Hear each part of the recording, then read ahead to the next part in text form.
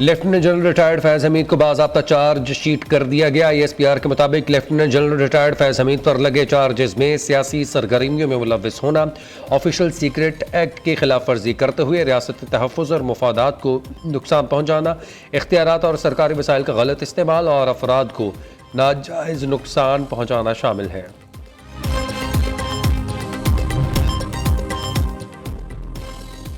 Lieutenant general retired Faiz Hamid पर 9 मई से जुड़े वाक़यात में तफ्तीश जारी। मुतअद्दिद पुरतशद्दुद वाक़यात में मज़मूम सियासी अनासर की एमा और मिली भगत भी शामिल तफ्तीश है। ISPR के मुताबिक फील्ड जनरल कोर्ट मार्शल के अमल के दौरान lieutenant general Faiz Hamid retired को कानून के मुताबिक तमाम कानूनी हकूक़ फराहम किए जा रहे हैं।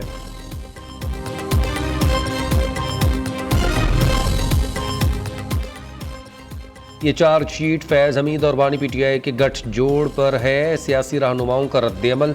सेनेटर फैसल वावडा कहते हैं फैज़ हमीद को चार्जशीट किया गया है तो बाकी कैसे बच जाएंगे। मामला सिर्फ कोर्ट मार्शल तक महदूद नहीं होगा बल्कि सज़ा भी होगी। नून लीगी सेनेटर तलाल चौधरी के मुताबिक फैज़ हमीद के ट्रायल को सबोताज करने के लिए सिविल नाफरमानी की कॉल दी गई। 24 नवंबर का एहतजाज, 14 दिसंबर की कॉल इस मामले से जुड़ी हुई है। इस मामले को अब मंतकी अंजाम तक पहुंचाना चाहिए। मुस्तफ़ा कमाल बोले, पिछले दौर में फैज़ हमीद से ज़्यादा ताकतवर आदमी नहीं था। पाकिस्तान में पहली बार इस तरह के एहतसाब की कोशिश की गई है।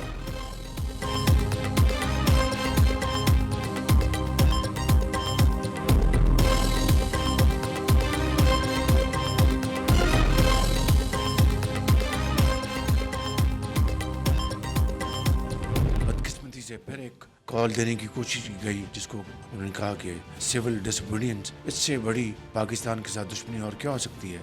जिन्होंने इस्लामाबाद पर जो चढ़ाई करने की एक इंतहाई नापाक कोशिश की, उसमें जो उन्होंने तोड़ फोड़ की, जिन्होंने उसकी मैंने एक मीटिंग की थी और ये वाज़ेह हदायत दी थी कि जो इस पाकिस्तान के खिलाफ जो साजिश की गई, इसमें जो मुलव्वस हैं सबूत के साथ उनको किसी सूरत में नहीं छोड़ा जाएगा। अगर कोई बेगुनाह है तो उसको कोई हाथ नहीं लगाएगा।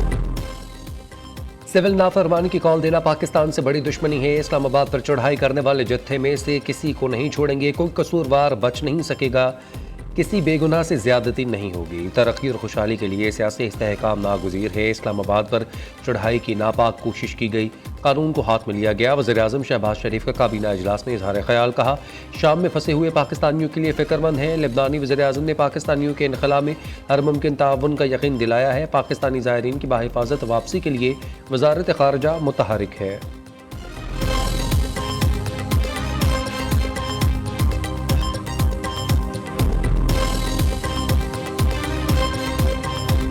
सिविल नाफरमानी की इन्होंने कॉल दी है। 10 साल कबल भी इन्होंने सिविल नाफरमानी की कॉल दी थी। इनके 3 हमले नाकाम हुए। इनका सिविल नाफरमानी वाली कॉल भी नाकाम होगी। खुदा का वास्ता है, सुबाइयत या लिसानियत या इस मुल्क में कोई ऐसे बीज न बोएं जिसकी फसल जो है कल जो है सारे पाकिस्तान को काटनी पड़े। जब ये वहां से पसपा हुए हैं, भागे हैं, दुम दबा के भागे हैं, सारी की सारी लीडरशिप अपने वर्करों को छोड़ के भागी है। एक दिवालिया सूबे की लीडरशिप लेके बार बार हमला कर रहे हैं, जिसके पास तनख्वाहें देने के साथ पैसे नहीं है। सिविल नाफरमानी की कॉल देना। अल-यमीन गंडापुर के गार्ड ने अपने वर्कर्स पर फायरिंग की। ख्वाजा आसिफ का दावा। वज़ीर दिफा का कहना है कि अब ये 12 अफराद कह रहे हैं लेकिन इनका भी डेटा किसी को नहीं दे सके। इनकी सारी की सारी लीडरशिप वर्कर्स को छोड़कर भागी। PTI सिविल नाफरमानी की कॉल देने में माहिर है। 10 साल पहले भी दी थी जब भी मुल्क की सालमियत पर हमले की कोशिश की, इन्हें नाकामी का सामना हुआ। ख्वाजा आसिफ की कौमी असम्बली में लफ्जी गोलाबारी। टारगेट कौन था? वज़ीर आला खैबर पख्तूनख्वा अल-यमीन खान साहब और बुशरा बीबी साहिबा। 12 हमारे साथी शहीद कंफर्म, 200 से ज्यादा हमारे लोग मिसिंग। मैं फिर रिपीट करता हूं, जिसका इस हाउस ने और इस कौम ने और इस जुडिशरी ने नोटिस लेना होगा और जवाब देना पड़ेगा के खिलाफ आप FIR करें। डी चौक फायरिंग में टारगेट अल-यमीन गंडापुर और बुशरा बीबी थे। अपोजिशन लीडर उमर अयूब का इल्ज़ाम, डी चौक पर फायरिंग वाक़े की जुडिशल इंक्वायरी का मुतालबा कर दिया। कहते हैं हमारी नस्लें पूछेंगी पुरअमन मुजाहिरीन पर गोली क्यों चलाई गई। डी चौक पर शायद 1-2 दिन बैठकर पुरअमन एहतजाज करते। गोलियां लगने से हमारे 12 कारकुनान शहीद, 200 से जायद लापता हैं। इंक्वायरी होनी चाहिए, गोली किसके हुक्म पर चलाई गई।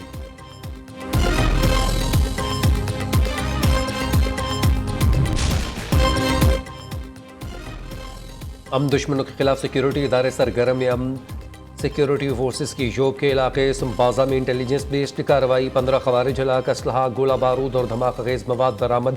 ISPR के मुताबिक ऑपरेशन के दौरान शदीद फायरिंग के तबादले में एक सिपाही आरिफ और रहमान शहीद हो गए। सदर मुमलिकत आसिफ अली जरदारी और वज़ीर आज़म शहबाज शरीफ का फितनल खवारिज के खिलाफ कामयाब ऑपरेशन पर सिक्योरिटी फोर्सेस को खिराज तहसीन। शहीद सिपाही आरिफ और रहमान को खिराज अकीदत पेश किया।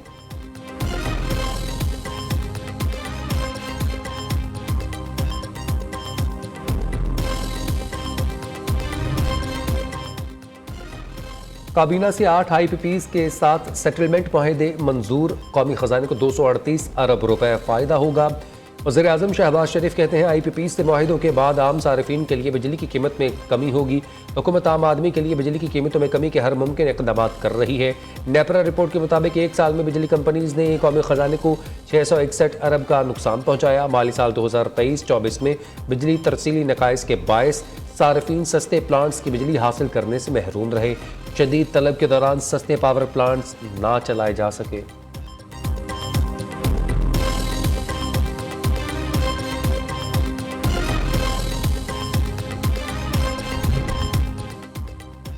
चीनी फिर महंगी होने लगी। एक्सनल कीमत 115 रुपए से बढ़कर 125 रुपए फिल किलो हो गई। शुगर डीलर्स का कहना है कि छोटे दुकानदारों ने चीनी की फी किलो कीमत 125 से बढ़ाकर 140 रुपए कर दी। हुकूमत ने अगर मामले को संजीदा ना लिया तो सूरत हाल संगीन हो सकती है।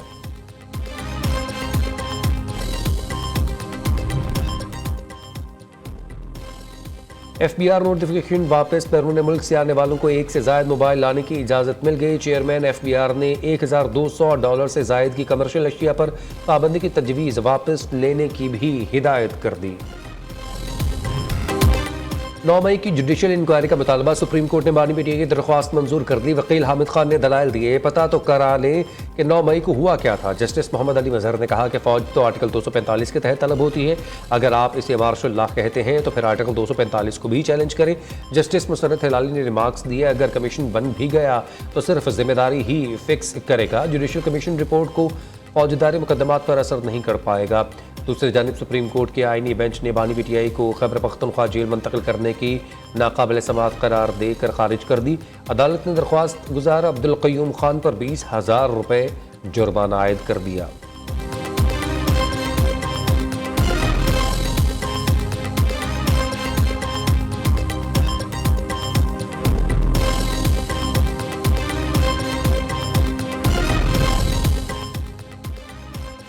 मदारस की रजिस्ट्रेशन वजारत सनत के तहत करना मुल्क की कानून और वहदत के खिलाफ है। मदारस की आज़ादी और निसाब के मामले पर किसी किस्म की मुदाखलत कबूल नहीं।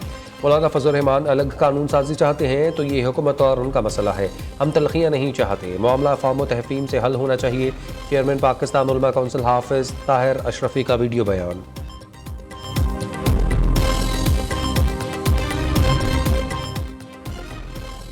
मौलाना फजल रहमान के साथ किया गया वादा पूरा होना चाहिए। नून लीग से इत्तेहाद मुल्क की खातिर किया है, विफाक में हम हुकूमत का हिस्सा नहीं। पीपल्स पार्टी डायलॉग की हामी, लेकिन तहरीक इंसाफ पहले ये तय कर ले कि डायलॉग किस से और किसने करने हैं।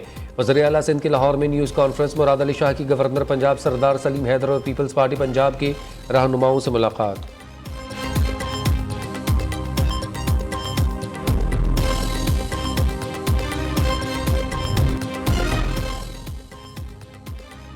वज़ीर आला पंजाब का दौरा चीन, मरीम नवाज की बीजिंग में अहम मुलाकातें। नेशनल पीपल्स कांग्रेस की स्टैंडिंग कमेटी के वाइस चेयरमैन ली होंग योंग से मुलाकात में पाक चाइना स्ट्रेटेजिक पार्टनरशिप मजीद मुस्तहकम करने के अज़म पर इत्तफाक।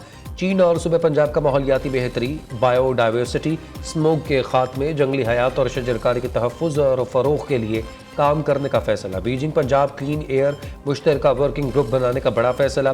चीन के ताउन से पंजाब में advance air quality management system बनाया जाएगा। फैसले के तहत चीन और सूबे पंजाब में माहौलियाती आलूम का तबादला हो सकेगा।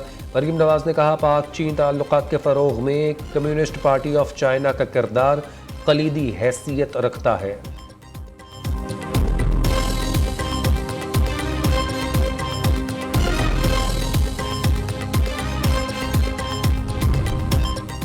मरीम नवाज पंजाब की तकदीर बदलने जा रही हैं। वज़ीर आला पंजाब दौरा चीन के दौरान तारीखी माहदे कर रही हैं।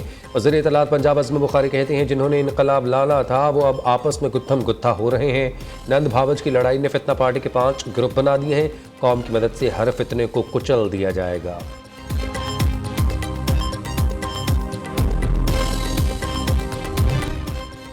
करप्शन केसेस में इस्राएली वज़ीर-ए-आज़म की तहखाने में कायम अदालत में पेशी। दौरान समात हुक्मरान जमात के रहनुमा और वज़रा भी नेतन्याहू की हिमायत में अदालत पहुंच गए। रिपोर्ट के मुताबिक नेतन्याहू ने मुकदमा मुलतवी करवाने की कोशिश की मगर अदालत ने दरख्वास्त मुस्तरद कर दी। नेतन्याहू की गवाही 3 दिन तक जारी रहने का इम्कान और उन्हें गवाही के बाद वजाहत के लिए भी दोबारा बुलाया जा सकता है। दूसरी जानब गजा जंग के मुखालिफ और जंगबंदी का मुतालबा करने वाले इसराइलियों का नेतन्याहू के खिलाफ नारेबाजी।